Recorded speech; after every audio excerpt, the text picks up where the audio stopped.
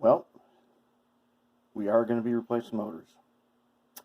So I just had a catastrophic failure, and now we really got no choice. And since these two locomotives need a match, got to do both. So here's the deal. As I was working on building up the collar for this one, basically I was shimming it a little at a time, getting it in place. The cap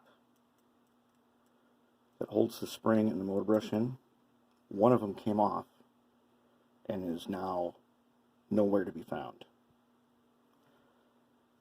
So I've looked, I've used all my methods of searching, and I can't find it. Here's what's going to happen.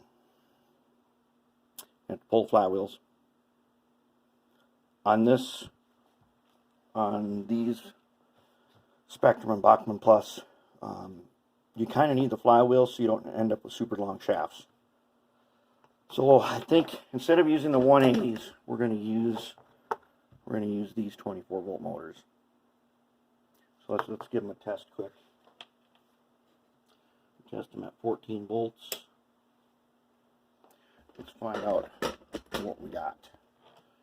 All right, so we'll have to determine their direction. They are marked, but I never remember which one is which. All right, sounded good. Drawing 0.1 amps.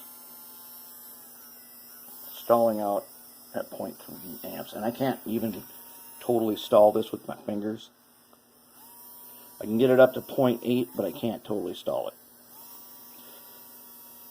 So what happens then is if there was a complete stall, this will go ahead and eject part of the universal joint, which is kind of a good safety feature. So that is where we are at. Now we are going to have to build a motor mount for them. This is probably going to set us back a day, but it's the way it is. It's what it's got to be.